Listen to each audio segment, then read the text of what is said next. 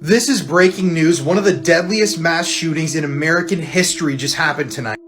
This is suspect Robert Card from Maine, and he killed 22 people tonight and injured a further 60. So I'm just reporting on this news as it comes out, but this is Robert Card. And according to reports, he's a pedophile that was previously arrested for the possession of CP or CSAM. So according to official reports, 50 to 60 people have been injured by this man and 22 people are dead.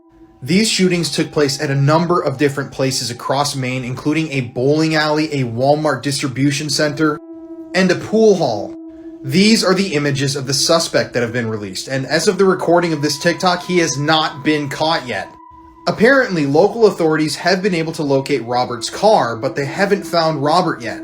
And in fact, they think that he might be fleeing by boat out into the open ocean.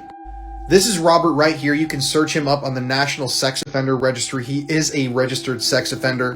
And yeah, we're going to get more developments as this carries on, but wow, what an absolute tragic day for America. This has already become, sadly, the 8th deadliest shooting in American history. And I'm sure as the people who were wounded get treated and time goes on, it's going to grow and grow with the number of casualties. This is just absolutely tragic, and Jesus Christ, I hope that they find and locate and arrest Robert soon. Breaking news, a real-life Michael Myers has been attacking people. Authorities say they received 3 calls separately on Monday evening. The first call came in shortly before 6 p.m. The victim told officers that a person was armed with a hammer and demanded their cell phone. About 15 minutes later, a second victim made a phone call and said that a suspect was chasing them for a short distance and then stopped. However, when the victim returned to their vehicle, they found that their window had been smashed. The third incident took place near a home just after 7 p.m. The man reported while walking through the neighborhood he was attacked, and after the attack he realized his wallet was missing. All 3 of the incidents described the suspect arriving and departing in an older gray or silver sedan. The victims, all 3, gave the same description of the suspect, including a white Halloween mask, which they described as, quote, a Michael Myers mask. Here's a look where the incidents all took place in Omaha, Nebraska. I'll keep you guys updated. What do you think? Drop in the comments.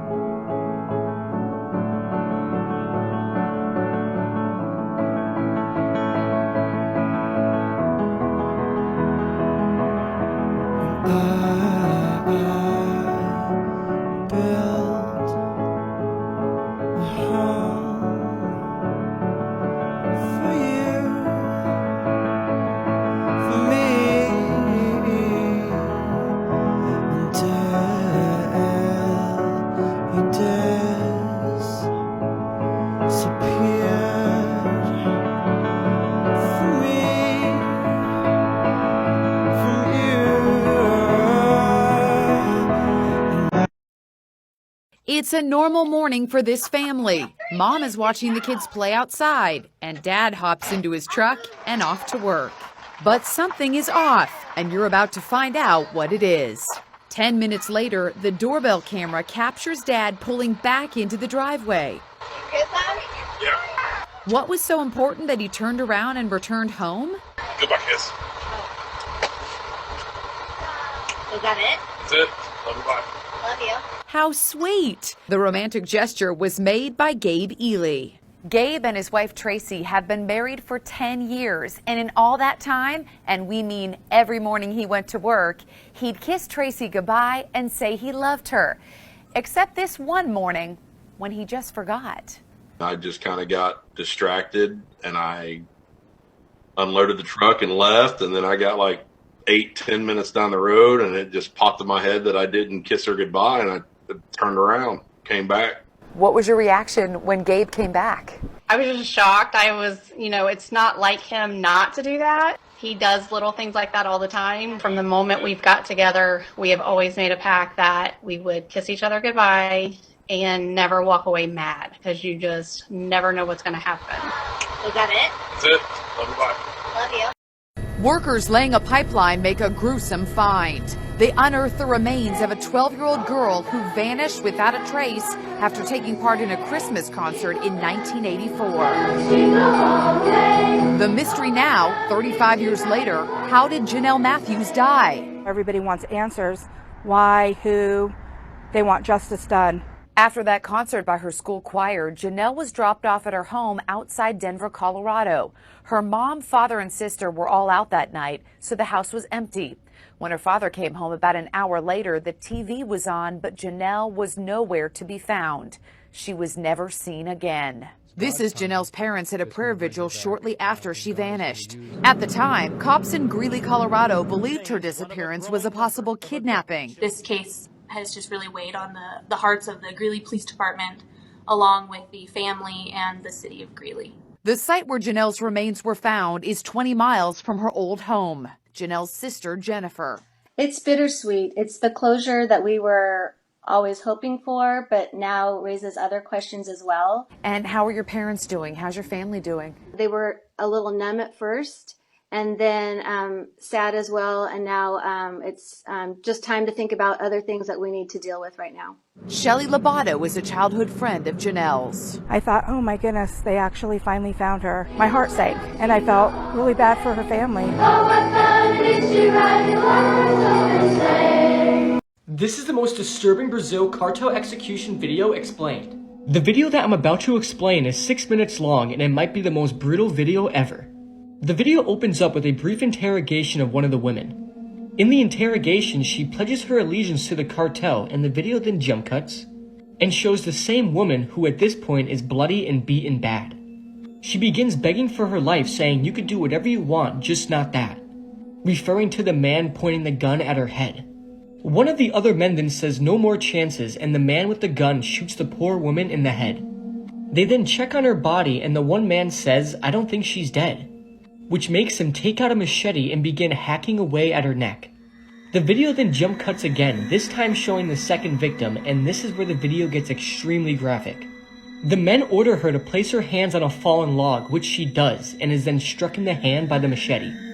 They then order her to place her hands back on the log, and they then repeat this process over and over, until the log is completely covered in bloody handprints. She then holds her bloody and mangled hands up to the camera as she tries to hold back tears. The video then jump cuts again, and it shows the same girl sitting in a muddy hole, and the man carrying the machete then takes her hand and strikes her arm numerous times with the machete. He first breaks her bone and then cuts through the flesh, severing her arm. And due to the machete being blunt, it takes several strikes. Surprisingly, the victim doesn't scream, but she rolls around in pain for a few seconds. She then pleads to the killers to leave her alone. The man with the machete then orders her to raise her leg, which she does, and he then hits her in the shin twice, which looks like it breaks the bone. She cries out mercy and says she's about to pass out.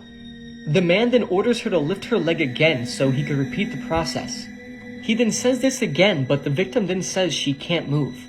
And in response, the man with the machete strikes her all over her body, all while she's still pleading with the man.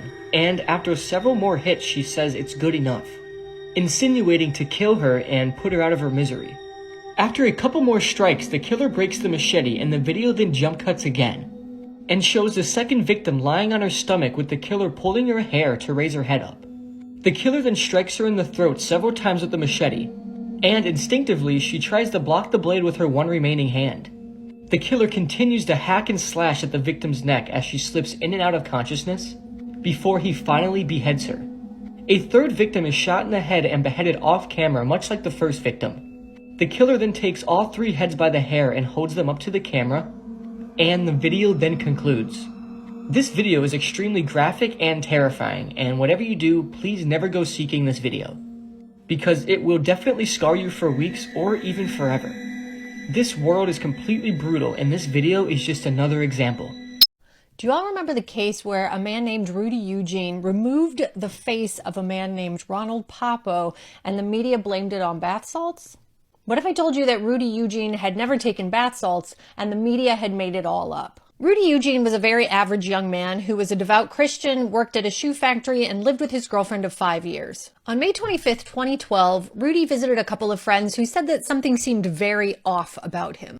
The next morning, his girlfriend said he woke up at around 5 a.m., started rooting through the closet like he was looking for something, and scattered their clothes all over the room. He then gave her a kiss, told her he was off to meet a friend, gathered his Bible and the notebook he kept on him to write down scriptures, and left the house. About an hour later, he called her again and said his car had broken down and he was trying to get home but was going to be later than he thought, and that he would call her right back. He never called her back and instead abandoned his car in South Beach, then walked about 3.5 miles to the causeway.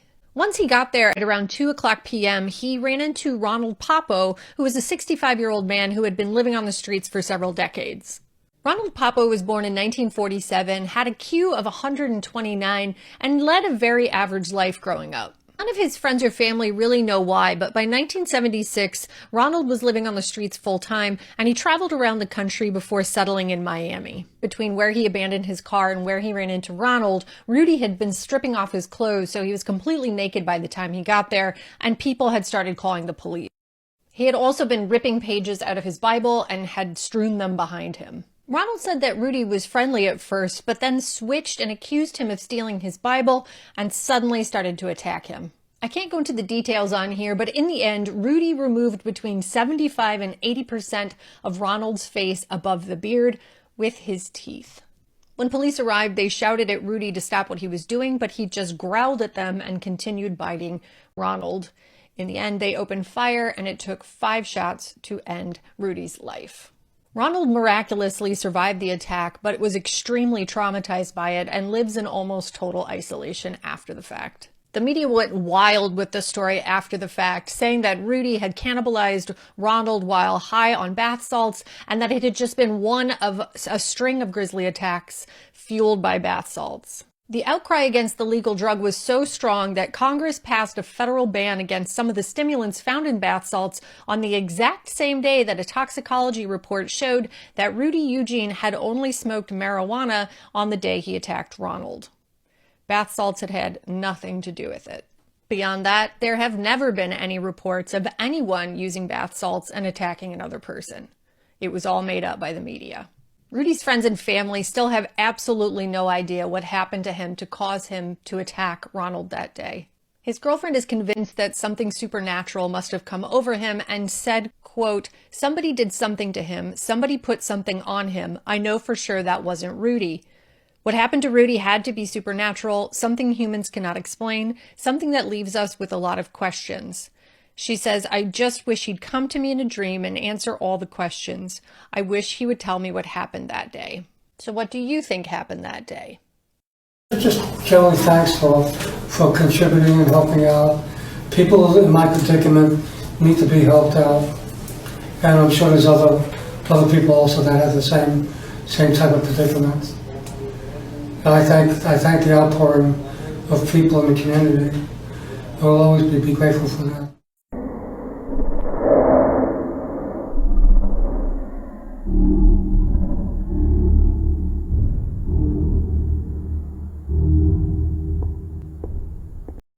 This news reporter took her own life on live TV. This is Christine Chubbuck. She was born in Hudson, Ohio in 1944, and in her adult life she earned a broadcasting degree and started working for various news TV stations.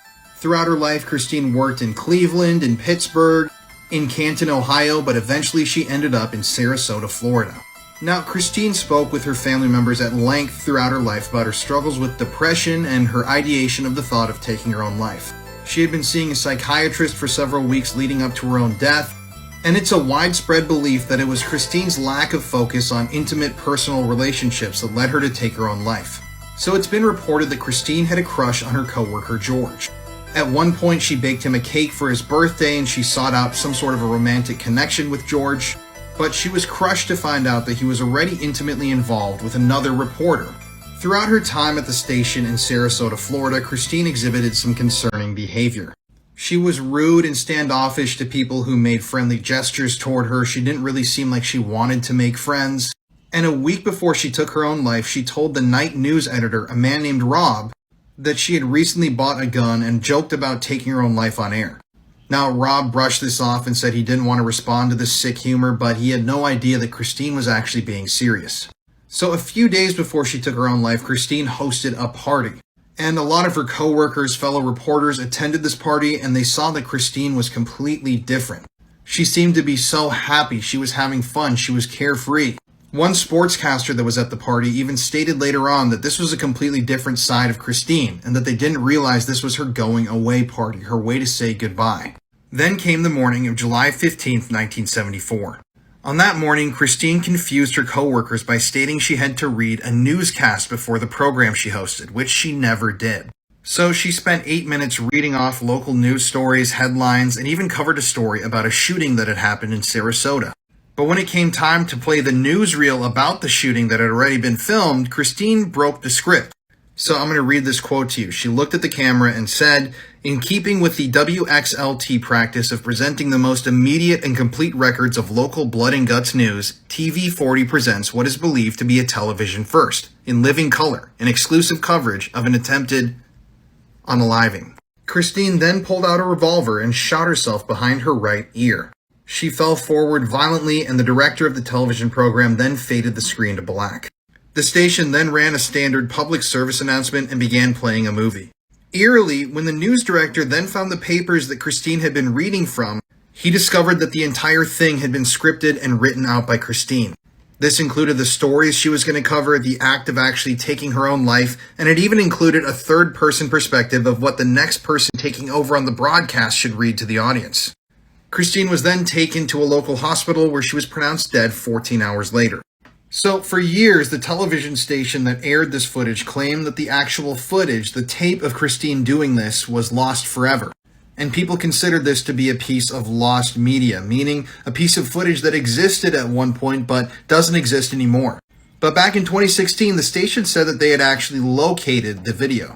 But obviously, they're never going to release it, and I don't think they should.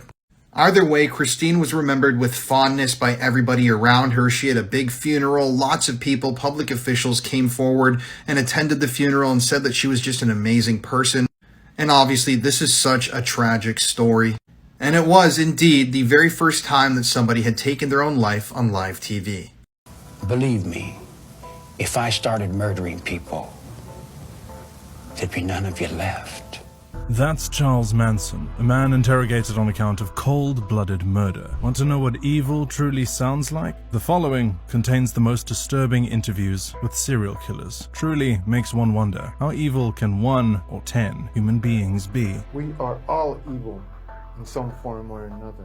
Murder. Not once, not twice, but multiple times. These 10 killers are no saints, but incarnations of pure evil. What's worse, they have no remorse. The following clips contain the most disturbing interrogations and interviews with 10 serial killers. At number 10, we have Ted Bundy. Most criminals often show fear or signs of nervousness during interrogations or interviews. Not Ted. In a jailhouse interview with Ted Bundy, it appears that the suave yet cold-blooded Bundy had quite the reputation among other notorious serial killers. You feel that everything will turn out all right, that you are innocent. Do you still feel that?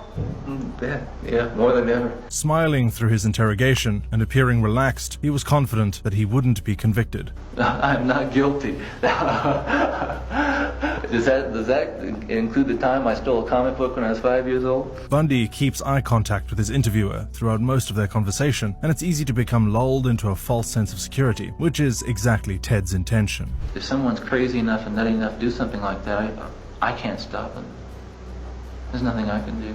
The night before his execution, and we finally see the expression of fear on Ted Bundy. It seems not all monsters can remain that confident for long after all. Number 9. John Wayne Gacy. John Wayne Gacy was a notorious serial killer with a tendency to shift blame for his accused crimes. You're in trouble now. Yeah, right. Aren't you afraid sitting that close to me? This wasn't the first time evidence for John Wayne towards this end is shown in a clip documented by CBS News 2 Chicago back in 1992. I don't believe in hitting children. I don't believe in spoiling a child either. Accused of murdering 33 kids, and you say you don't believe in hitting. Interviewer Walter Jacobson was stunned while interrogating John Wayne Gacy, who was exceptional at providing alibis to prove his innocence. Buckovich is not one that I killed, so I don't know nothing about him. Gacy casually demonstrated how he killed his victims with ropes by using a shoelace. You just turn this, and I says it causes a tourniquet. I said, that's the only knot I ever learned. Precisely the kind of knot found on the ropes of his victims. Number 8. Edmund Kemper. Kemper's impressive intellect and well-spoken nature would make it hard to believe that his first murder was at the tender age of 15. I would have been a mass murderer at age 15. I would have killed until they gunned me down. I wouldn't have been able to reason my way out of it. The killer makes a self-referential joke on his modus operandi of picking up hitchhikers by putting on a pair of glasses and asking the camera crew whether they would get into a car with him. Kemper's calm mental state is devastatingly worrisome. His documentary's exploitative narration pushes the creep factor of this killer to the top. I am an American, and I killed Americans. I am a human being, and I killed human beings. And I did it in my society. Number 7. Jeffrey Dahmer. It's almost impossible to miss the rage in the demeanor of Jeffrey Dahmer as he discusses his history with the interviewer, Stone Phillips. And I acted on my fantasies, and that's where everything went wrong. When asked if he felt anything, having dismembered most of his victims, his reply showed his cold-heartedness and a possible loss of touch with humanity and empathy. He said, Killing wasn't the objective. I just wanted to have the person under my complete control. Weirdly enough, Dahmer had moments during his acts of violence when he regretted the decisions he made. Once it happened the first time, it just seemed like it had control of my life from there on in.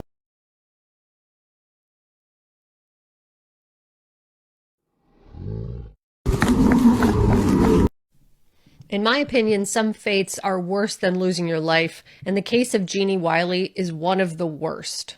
Jeannie was born in 1956, and her father, Clark Wiley, grew up in California around foster homes and eventually married a woman who was 20 years younger than him. Clark was very controlling, had no interest in children or the messes and noises that they make, but he also didn't have any interest in birth control either because he managed to produce 4 children.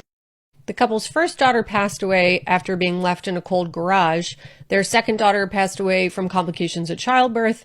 Their third child, a son named John, pictured here, had the unlucky experience of surviving and growing up with this demented man, as did his third child, a daughter named Jeannie. In 1958, Clark's mother passed away after getting hit by a drunk driver, which sent him into a spiral of rage, and, quote, he brutalized John and locked his 20-month-old daughter alone in a small bedroom, isolated and barely able to move.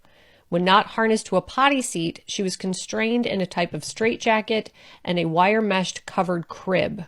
Wiley imposed silence with his fists and a piece of wood. For the next almost 12 years, Jeannie's father, quote, kept her almost always strapped into a child's toilet or bound in her crib with her arms and legs immobilized, forbade anyone from interacting with her, provided her with almost no stimulation of any kind, and left her severely malnourished. Finally, in 1970, Jeannie's mother fled the home and contacted authorities who found Jeannie, quote, around 60 pounds and a stooped, withered waif with a curious way of holding up her hands like a rabbit. She looked around 6 or 7. She had 2 full, complete sets of teeth and could, quote, barely chew or swallow and could not fully focus her eyes or extend her limbs. Jeannie became a ward of the court and moved into LA Children's Hospital, where doctors from all over the world scrambled to study her, as it was a rare opportunity to understand how language develops in people, as well as some of the other things that make us human. She did begin to make progress and learned how to speak some words, as well as draw things that she couldn't verbally communicate. She also learned to chew, to dress herself. She loved to play and openly enjoyed listening to music. While Jeannie made great progress in her rehabilitation, egos started to clash, unfortunately, and her caregivers and doctors started to fight over who should be responsible for her, and once research money dried up, she was sent to a series of inadequate foster homes. When she got older, she was sent to a series of state institutions, and the one she ended up in, quote, cut her off from almost everyone she knew and subjected her to extreme physical and emotional abuse, which set back her progress significantly. A party was thrown for her 27th birthday, and a reporter from The New Yorker reported, quote, she became a large, bumbling woman with a facial expression of cow-like incomprehension. Her eyes focused poorly on the cake. Her dark hair has been hacked off raggedly at the top of her forehead, giving her the aspect of an asylum inmate. Another party attendee said she was hunched over, seemed absolutely miserable, and wouldn't make eye contact with anyone. She also said, quote, she was this isolated person, incarcerated for all these years, and she emerged and lived in a more reasonable world for a while, and responded to this world, and then the door was shut, and she withdrew again, and her soul was sick.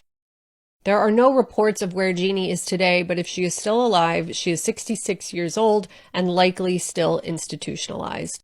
Jeannie's father, Clark, took his own life in 1970 soon after she was rescued, and he left behind 2 notes, one that was for his son John that said, "Be a good boy, I love you," and a second for the police that said, "The world will never understand." So, do you understand how someone could do something this heinous to their own daughter?